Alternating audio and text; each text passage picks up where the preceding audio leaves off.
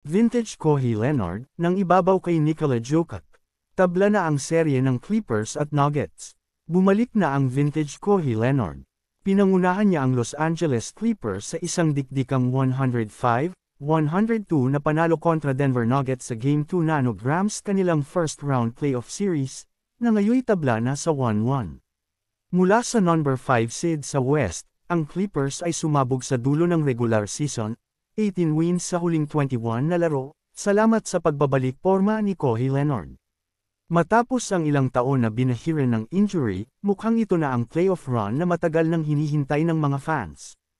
At sa harap ng isang 3-time MVP na si Nikola Jokic, si Kawhi pa rin ang pinakamagaling sa court. Sa unang half pa lang, nagpasabog na siya ng 21 points sa 9 of 10 shooting, may buzzer-beating 3 pa para tapusin ang second quarter. Hindi siya tumigil sa panggugulo sa depensa ng Nuggets, nagtapos siya ng 39 points, 3 rebounds, 5 assists, at 2 steals. Kumamada siya ng 15 of 19 sa field at 4 of 7 sa tres. Sa huling minuto, siya ang tumira ng jumper na nagbigay ng final margin, at sumunod pa ang isang crucial steal. Pinagpalit-palit ng Nuggets ang bantay, sina Jamal Murray, Christian Braun, at Michael Porter Jr., pero walang nakapigil kay Kawhi. Mid-range, tres, isolation, lahat pasok.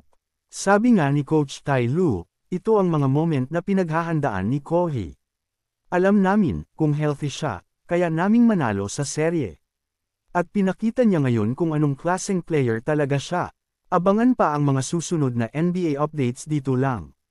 Like and subscribe para hindi mahuli sa balita.